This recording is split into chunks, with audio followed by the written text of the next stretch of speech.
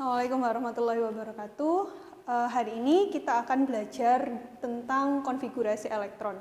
Tapi sebelum itu kita akan mempelajari dulu bagaimana cara kita menghitung partikel subatomik. Seperti yang Ananda ketahui, partikel subatomik atom terdiri dari proton, kemudian ada neutron, dan yang terakhir kita punya elektron. Untuk penemuannya silakan dibaca lagi di pertemuan yang pertama. Proton dan neutron bisa Ananda temukan atau bisa kita temukan di inti atom. Sementara elektron itu berada di kulit atom. Nah, misalkan Ananda melihat tabel periodik, maka Ananda akan dapatkan, misalkan saya punya natrium. Kalau Ananda lihat di tabel periodik, maka Ananda akan tahu bahwa nomor atom untuk natrium adalah 11 dan nomor masanya 23. Informasi ini bisa kita gunakan untuk menghitung jumlah proton, neutron, dan elektron yang dimiliki oleh atom Na. Bagaimana caranya? Untuk nomor atom, ini menunjukkan jumlah proton.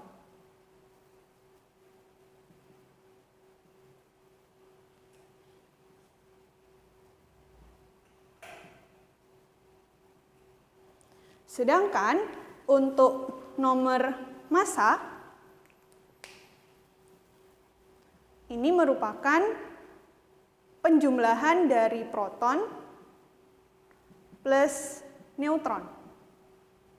Maka dari itu, karena nomor massa ini adalah penjumlahan dua jenis partikel subatomik, maka dia akan selalu lebih besar dibandingkan nomor atom. Saya ulangi, nomor massa akan selalu lebih besar daripada nomor atom. Maka kalau misalkan Ananda menemukan lambang unsur yang berbeda daripada tabel periodik yang Ananda miliki, jangan bingung. Bisa saja Ananda menemukan bahwa untuk atom Na ditulisnya seperti ini. Ini 11, ini 23. Ada beberapa tabel periodik yang menuliskan lambang atomnya seperti ini. Maka jangan bingung kalau misalkan ada penulisan yang sedikit berbeda dengan tabel periodik yang Ananda miliki, bahwa yang lebih besar itu selalu nomor massa atau massa atom, yang lebih kecil itu adalah selalu nomor atomnya. Oke, kita kembali ke cara menghitung jumlah partikel subatomik. Kita sudah tahu nomor atom menunjukkan jumlah proton, sedangkan nomor massa merupakan penjumlahan antara proton plus neutron. Pertanyaannya sekarang bagaimana kita menghitung elektronnya? Untuk elektron pada atom yang tidak bermuatan seperti ini atau dalam atom netral, maka jumlah proton akan selalu sama dengan jumlah elektron. Ini. Beda dengan ion, tapi itu nanti akan kita bahas di pertemuan berikutnya. Kita fokus ke atom netral. Maka dari informasi ini bisa kita simpulkan pada atom natrium terdapat protonnya 11, elektronnya 11, dan neutronnya 12. Dari mana 12? Karena nomor atomnya 23, berarti jumlah neutronnya didapat dari nomor atom dikurangi jumlah protonnya yaitu 11. Maka kita dapatkan jumlah neutronnya 12. Nah, jumlah elektron yang banyak ini dia tersebar dalam kulit atom. Kalau proton dan neutron itu semuanya ada di inti. Jadi kita tidak bingung menentukan letaknya di mana. Karena jumlah elektronnya banyak dan kulit atom itu juga berlapis-lapis, maka kita perlu mempelajari materi tentang konfigurasi elektron. Dan sekarang kita akan mulai dengan konfigurasi elektron model Bohr. Oke, di sini saya punya diagram yang merepresentasikan model atom Bohr. Jadi nanti pelajari lagi kalau misalkan Anda lupa bagaimana teori atom Bohr itu. Dalam teori atom Bohr dikatakan bahwa elektron itu menempati kulit atom sesuai dengan energinya masing-masing, atau setiap elektron memiliki lintasan dengan energi tertentu. Di sini ada contoh diagramnya. Lintasan yang paling dekat dengan inti atom, yang ini inti atomnya, kita ibaratkan inti atomnya.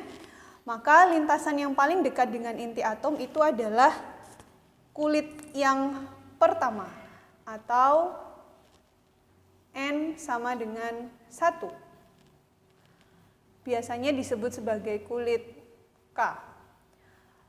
Di lapisan berikutnya, ini adalah N sama dengan 2, biasanya disebut sebagai kulit L. Lapisan berikutnya, N sama dengan 3, biasanya disebut kulit M. Dan yang paling luar, di sini di diagram saya, N sama dengan 4 atau disebut kulit N. Loh Bu, apakah atom itu hanya memiliki 4? Tidak. Di diagram ini kulitnya sampai kulit keempat saja.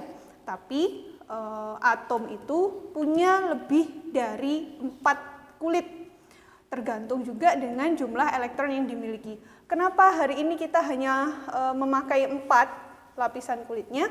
Karena kita hanya akan membahas atom dengan nomor atom 1 sampai 20 saja. Nah, menurut Bohr, pengisian kulit atom ini harus dimulai dari energi yang paling rendah dulu, baru menuju ke energi atau tingkat energi berikutnya.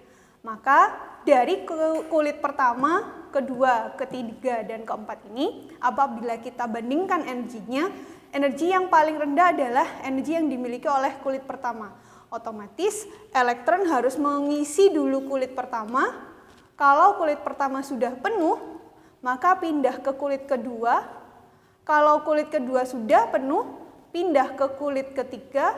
Kalau kulit ketiga sudah penuh, baru ke kulit keempat. Berapa Bu penuhnya? Untuk nomor atom 1 sampai 20, ingat ya, hari ini kita hanya membahas nomor atom 1 sampai 20 saja. Maka kulit pertama itu maksimal 2 elektron. Ini adalah simbol elektron yang saya gambarkan, ada muatan negatifnya. Untuk kulit kedua, maka maksimalnya 8 elektron. Kulit ketiga, kalau untuk nomor atom 1 sampai 20, maksimalnya adalah 8 elektron juga. Untuk kulit keempat, kalau untuk nomor atom 1 sampai 20 hanya akan terpakai untuk 2 elektron, tapi maksimalnya juga bisa 8. Begini. Oke, kita kembali ke contoh tadi bahwa natrium, nomor atomnya 11, nomor masanya 23, dia memiliki proton sebanyak 11, elektron sebanyak 11, dan neutron sebanyak 12. Karena elektronnya banyak, tidak cuma 1 atau 2 elektron saja, maka otomatis harus kita konfigurasikan. Untuk apa sih Bu konfigurasi elektron itu? Kalau Ananda sudah mengetahui konfigurasi elektron suatu atom, maka akan memudahkan apabila Ananda mempelajari tentang interaksi antar atom atau biasanya kita sebut sebagai ikatan kimia. Juga akan mudah mempelajari bagaimana mengetahui atom itu ada di golongan berapa, periode berapa. Itu akan bergantung pada konfigurasi elektron. Sekarang kita coba ya menuliskan konfigurasi elektron natrium menggunakan model Bohr. Ingat tadi kulit K atau kulit pertama itu maksimal diisi 2 elektron. Kulit L atau kulit kedua maksimal 8 elektron, maaf. Ini. Kulit M, karena kita hanya membahas unsur yang dengan nomor atom 1 sampai 20, nanti silakan maksimalnya diisi 8 elektron, sisanya masuk ke kulit N, begitu ya, kalau masih ada sisa. Kita kembali ke sini, elektronnya ada 11, berarti kita masukkan dulu ke kulit K sebanyak 2, sisanya 9. Ini sudah penuh, kulit K sudah penuh, maka kita masukkan ke kulit berikutnya sebanyak 8. Oh, kita masih punya 9, berarti bisa masuk sesuai jumlah maksimalnya. Maka dipisahkan dengan tanda titik 8, begini. Maka elektronmu sisa 1. Sisanya dimasukkan ke kulit yang terakhir, yaitu kulit M. Loh Bu, katanya M itu maksimal 8, kenapa di sini diisi 1? Ya karena elektronmu sisanya cuma 1. Seperti itu. Kita pakai contoh lain. Maaf, ini saya berikan keterangan.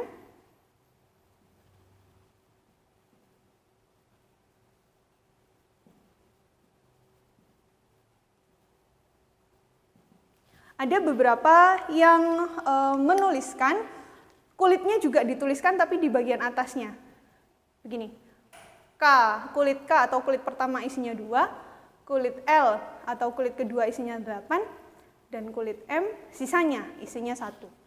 Sekarang kita pakai contoh lain dengan nomor atom yang lebih besar. Misalkan ada kalsium.